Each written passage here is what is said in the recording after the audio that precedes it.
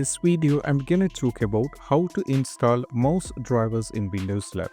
So if you're having any kind of an issue with the mouse, if it's not working, or if you're having any kind of trouble, the best way is to update the drivers. So to do so, what you need to do is we have to go over here in the search.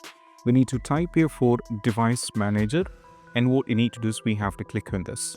Now we need to expand this over here at the top. Now here what you need to do is the first one, we need to navigate to the mouse and other pointing devices.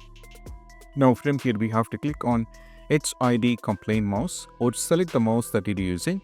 Then you have to right click on Update Driver, go for Search Automatically for Drivers. This will update your driver the usual way, but that is not enough. We need to try once again. If it's not working, right click once again, go to Update Driver.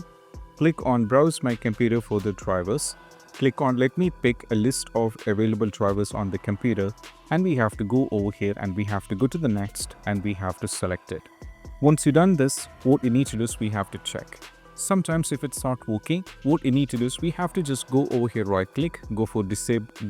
What you need to do is we have to just uninstall the device. Then you have to close it. Afterwards, if you're using a mouse or PC, just disconnect the mouse. Then just wait for 10 seconds. Then you just need to connect it back. This will automatically reinstall the mouse, and you have to check, and this time it will be working fine and you'll not be having any kind of trouble. And this is what we have to do, and I'll see you in the next video. That's it. Bye.